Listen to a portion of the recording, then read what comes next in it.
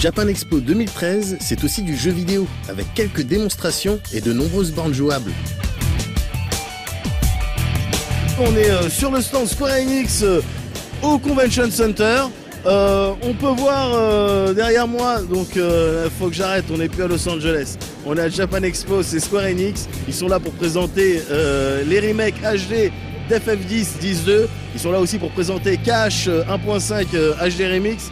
Et il y a une petite démo jouable de Lightning Returns, donc c'est cool, on va voir ça. Le stand Square Enix proposait en effet de passer quelques minutes sur ses titres à venir, à commencer par le Kingdom Hearts HD 1.5 Remix qui, rappelons-le, regroupe les versions de Cash Final Mix, de Chain of Memories ainsi que toutes les cinématiques de 358 Over 2 Days. Le jeu se pointe également avec de nouvelles cutscenes, des trophées bien évidemment, mais aussi de nouveaux ennemis. Une bonne initiative prévue pour septembre donc, qui peut éventuellement permettre à certains de découvrir la série et à ceux qui possèdent déjà Cash 1 de se faire plaisir sur la version Final Mix qui n'était jusqu'alors jamais sortie du Japon. A noter qu'Hashimoto Shinji, le producteur de Cash, était également présent sur le salon, tout comme quelques autres pointures de Square Enix pour y présenter son jeu. Et même Nomura Sensei a daigné se montrer en public, ce qui n'est pas vraiment dans ses habitudes.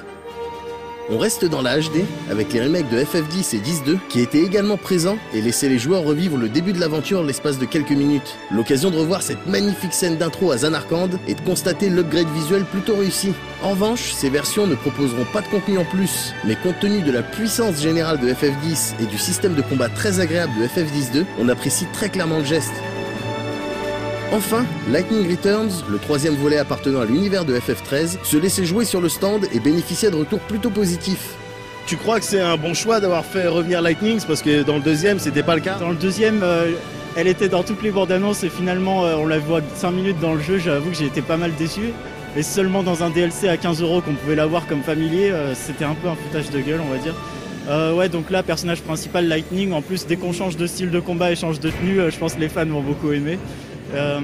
Surtout qu'il y en a certaines très affriolantes, on va pas se mentir. Ouais, non, ça a l'air pour l'instant de ce que j'en ai vu en plus. Il y a des nouveaux monstres et on n'en a pas souvent dans Final Fantasy quand même, donc c'est bien. Pour l'instant, ça promet du lourd. Lightning Returns devrait sortir en février prochain sur les consoles HD actuelles et marquera la fin d'une trilogie qui, pour le moment, n'a pas encore fait l'unanimité. On vous reparlera de toute manière de ce jeu et de bien d'autres encore à l'occasion d'un UXP à venir. Cette édition de Japex, c'était également des invités de choix, comme Arino Shinya, le présentateur de l'émission de Retro Gaming Game Center CX, qui s'est fendu d'une petite présentation sur scène. Si vous ne connaissez pas l'émission, on peut décrire ça comme une sorte de chez Marcus, sauf que c'est pas tourné chez Marcus. C'est tourné dans les locaux de Fuji TV, et le gars là, Shinya, non seulement il ne choisit pas ses jeux, mais en plus, il n'y joue pas que 20 minutes au jeu, il y joue des heures, voire des jours. Tout ça sur le jeu que la prod lui a imposé. On le force à le faire, même quand il commence à chialer tellement les yeux lui piquent. C'est la règle. Bref, un programme fun, avec une petite dose de sadisme comme les Japonais savent le faire. Une émission tellement culte qu'une série de jeux sur DS lui a été consacrée. Son passage à Japan Expo consistait à jouer sur scène à Super Mario Kart en 150 cm3 pour tenter de décrocher la première place. Après quelques essais ratés, il a finalement fait monter quelques spectateurs pour l'affronter, quand je vous disais que c'était le Marcus japonais.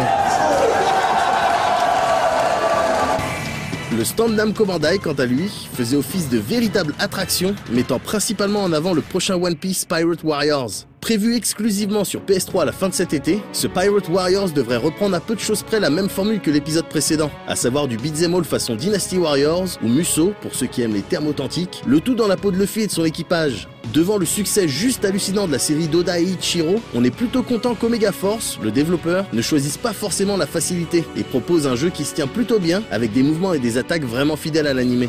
En plus de l'équipage des pirates au chapeau de paille, les joueurs pourront se faire plaisir en incarnant d'autres personnages bien connus des services, comme Enelu, Aokiji ou encore Crocodile. Là encore, comptez sur nous pour vous en parler dès la rentrée dans un 101%. Le dernier Naruto en date était également présent sur le stand et permettait aux visiteurs de s'affronter sur un des meilleurs jeux de la série. Pour savoir ce qu'il vaut, on vous invite évidemment à jeter un œil à la critique faite dans le cadre d'un précédent 101%. Disponible depuis peu et exclusif à la PS3, Tekken Revolution se laissait lui aussi jouer sur le stand Namco Bandai. Pour rappel, c'est avec cet épisode que la série se lance dans le free-to-play. À l'instar d'un DOA5 Ultimate donc, le jeu vous propose d'acquérir de nouveaux persos en échange de quelques euros, en sachant que le roster de base contient déjà 8 personnages. Également nouveau, ce système qui permet d'améliorer ses personnages en leur ajoutant de la force ou de l'endurance par exemple. Dans la mesure où ce principe de passer des jeux de baston en free-to-play est assez récent, on est curieux de voir comment cela va évoluer avec le temps.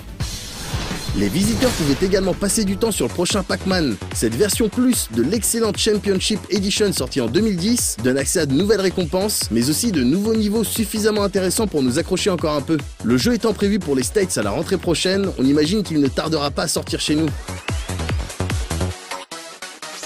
Le RPG était également représenté sur le stand à travers les Project Cross Zone et autres Tales of Xillia, avec d'ailleurs un Babasan prompt à la dédicace et chapeautant ce concours de cosplay avec pour thème principal la série des Tales of. Mais pour le coup, je vais tranquillement me garder tout ce qui concerne le RPG pour le XP de la rentrée. Et on termine ce tour du stand Namco Bandai avec le Senseiya Brave Soldiers, un jeu de combat enfin potable issu de cette licence qui nous a fait vibrer. Le jeu devrait proposer des phases de beat'em all ou Musou, comme dans le précédent titre sur PS3, mais mettra un peu plus en avant le 1 contre 1, ce qui n'est pas une mauvaise chose. Les mécaniques de combat se rapprochent ici d'un Ninja Storm, avec du mouvement, du dynamisme et des attaques spéciales qui font plaisir. Quoi qu'il en soit, on vous donne rendez-vous à la rentrée pour suivre l'interview des développeurs de ce Senseiya, réalisée en même temps que celle sur le prochain DBZ d'ailleurs, histoire d'en savoir un peu plus sur ces jeux. Enfin, on a eu durant cette édition de Japex 2K13 du concert dans tous les sens, avec notamment le Neko Light Orchestra qui proposait de la musique et du quiz géant, bien évidemment basé sur les films, les séries et les jeux vidéo qu'on connaît et qu'on aime.